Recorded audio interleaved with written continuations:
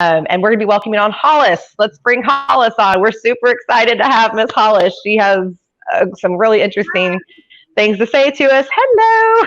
Hey, Hollis. I'm so excited to be a part of the show today. Oh, I know. We're so excited to have you on.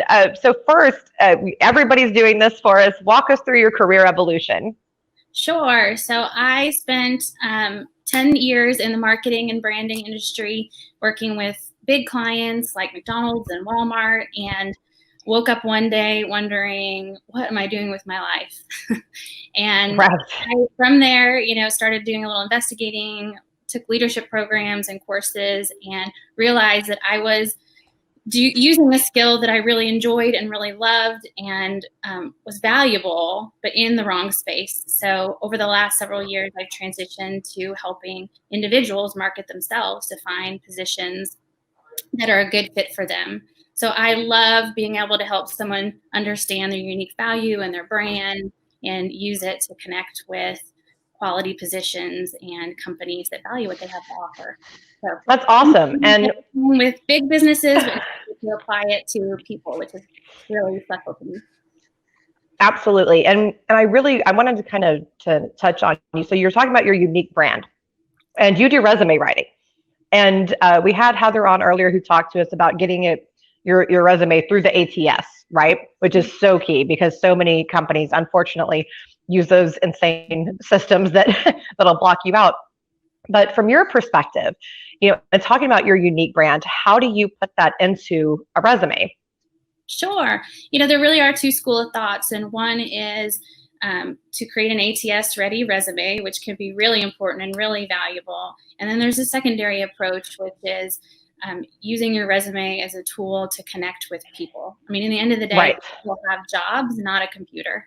And so right. there's a time and a place and a need for that ATS resume. But unfortunately, these days, a lot of people have two resumes, one that gets you through the system and one that helps you connect with people. So right. I like to help folks create a strategic story with their resume. So I recommend for folks to figure out what is their unique value, what are companies that need what you have to offer. So you go out, look at monster.com, Indeed, LinkedIn to find positions and companies that might value what you have to offer, and then try to connect with those people. So instead of just using, just applying online and trying to make it through the ATS system, to actually connect with human beings and people at companies network. So how do you go about, because it's hard for people, there's LinkedIn and all that, but especially during COVID, a lot of people just got tired of being bombarded with messages, right? Mm-hmm. So especially right now with everything going on, and HR is just coming back. We've talked about that in the last show that HR is just coming back too. They've been gone for a couple of months. Let them catch up. How do you recommend grabbing their attention? Yeah, that's a really great question. I think a lot of us are figuring out how strong our community is, our professional community, or how much we've been neglecting it right now. Right.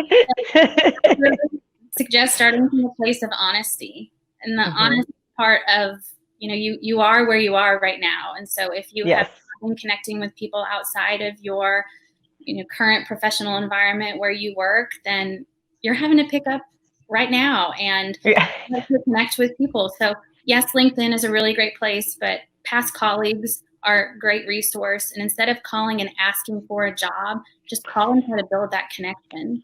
Absolutely. And the job will happen down the line. And it's really hard to tell people about this until you've experienced it.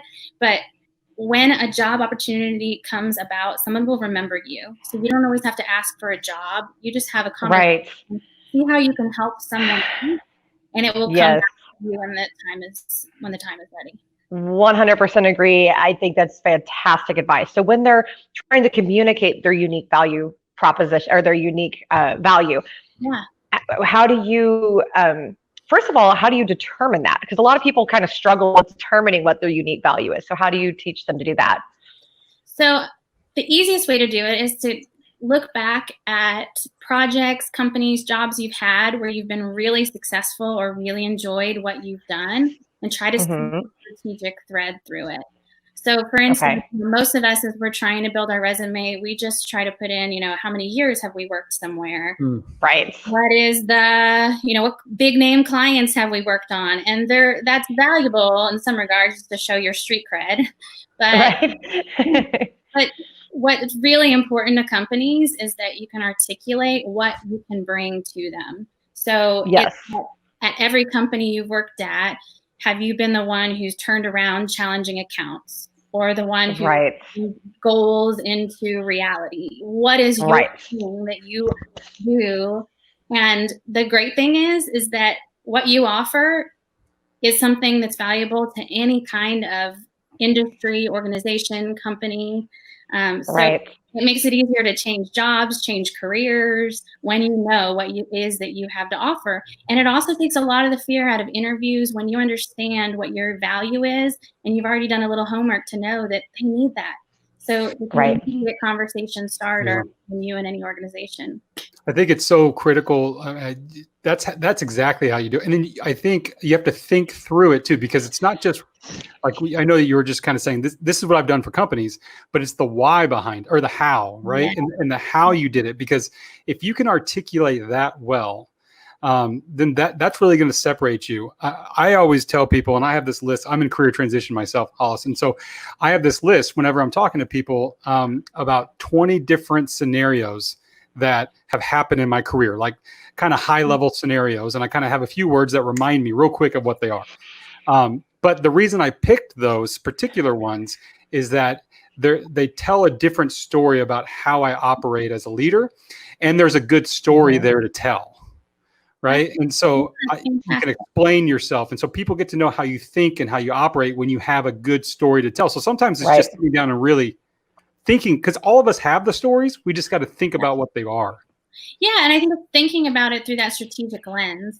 So if someone asks you, what are 3 experiences you've had in your career, you're going to bring up 3 random experiences. But when you decide you're the one who makes goals a reality, you can think of 3 ways that you've made a goal a reality. Yes. So you have the ability to bring to your next job the type of work you want to do, also by understanding your unique value instead of getting hired for what somebody else wants you to do. Yes, 100%. We have talked about that, about bringing who you are to the interview every step of the way, and knowing your unique value is such a key part of that. It's such an integral part, and presenting it with every one of your answers. I said earlier, tie everything back to how you can help them. Well, part of that is by expressing your unique value. Yeah, and not operating in this, sorry, Hollis, not operating in this like scarcity mindset. Right. I think when we get in this lack of giving it all away, or this lack of abundant mindset, and we just got to hold on to it, or we have to conform to what we think people want us to be. And this applies directly to the job interview process, right? It's like, well, that's probably not a good fit for me, but I could probably make it work. No, you can't. Right. Not for long term. Right. I think especially right now, a lot of us are scared, and that fear makes us just want to get any job. Right. And so over flexing and thinking, I could change up my whole resume to showcase that I could do that job, or worse, not even changing your resume and blankly just sending out resume. I get that all day long, trust me. I can imagine. And that over flexing doesn't really help us. So we think that's helping because we're casting a wider net, but really when you're trying to be everything to everyone, you're nothing, right? So yes, send out a resume. Here's everything that I've done. Here's everything I could do. Well, company has to look at that, and they have to decide, then what could you be to me? So if you don't show that, then oftentimes you're not really showing any strategic value to an organization. And right now, if you really are in that fear mindset of, oh my goodness, am I going to get a job? Will I get not quick enough? Then it's even more important to make sure that you're showcasing your strategic value to an organization, and you're going to be everything. I know we're not talking. Go ahead, Catherine. Sorry. I did have a question for you that I was kind of holding on to, because I thought you might have a very unique perspective. So the other side of this, we've talked about people that aren't confident yet, and they need to learn their unique value proposition. What about the person that, or what advice do you give to people that are overconfidence in what they can do. And what I mean by that is somebody who seems to think that they are Superman and don't know how to hone it back down into reality. Yeah.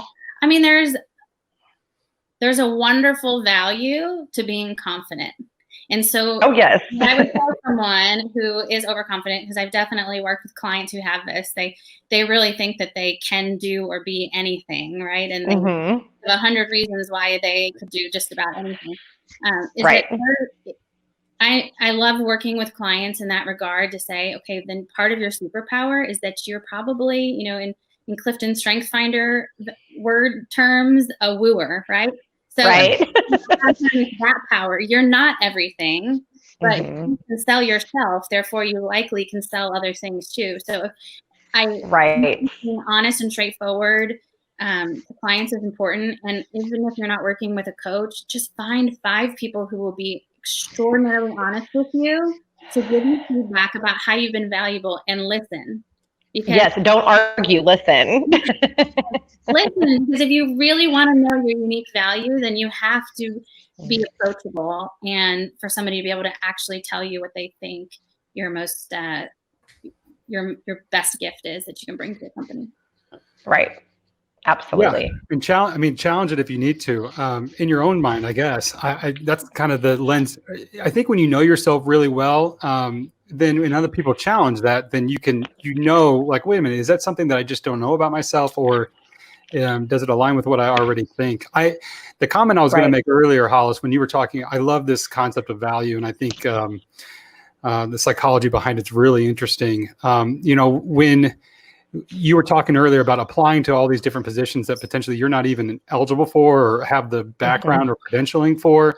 I mean, what kind of internal story do we start telling ourselves when we apply to 30 jobs that we're not qualified for and we don't hear anything back from those 30 jobs, right? And then the value, I guess, degeneration that occurs because we're just applying for things, but we're really not. We think we're applying to things that we could get, but we can't, and we don't.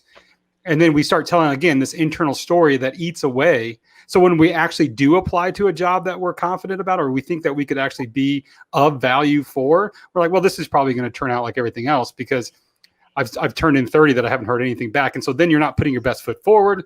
You're not maybe taking the time to really, what Mike was talking about earlier about tailoring resumes for the specific job. I mean, you're not doing the right steps because you're already in that negative framework. Oh, right. Sure. Definitely. I'm glad that you brought that up, because a lot of the clients that I see, they usually come to a resume writer when they've struck out. So they're coming with a really low self-confidence, and it is extraordinarily important to remember what you do have to offer, and also to get off. So most of the jobs are really not even going to be found through that portal. It's going to be found through someone you know. And so instead of going online and using the strategy for finding jobs, of connect with people, have real conversations about what you have to offer. And the opportunity might not be there right now, but it will be at some point. Somebody will hear of a job that sounds like it's a great fit for someone like you. So if you come to the point where you are feeling down on yourself, first, stop spending the majority of your day applying online. That's, it's addicting. It feels like you're accomplishing something when you're really not. So spend more time connecting with people than you are looking at and applying for jobs online. And the second thing that I would say is, go back, and even if you've done the exercise, talk to people about where they think you'd be a great fit. Start hearing more positive messages than the strikeout messages. 100%. And thank you so much, Hollis, for joining us today. You were wonderful. It was great to get that unique perspective that you have about building the unique value. So thank you again. And anybody who wants to connect to Hollis, she's on LinkedIn. She will message with you. She's phenomenal. Definitely reach out to her and interact. So thank you so much, Hollis. Thank you. Have a good day.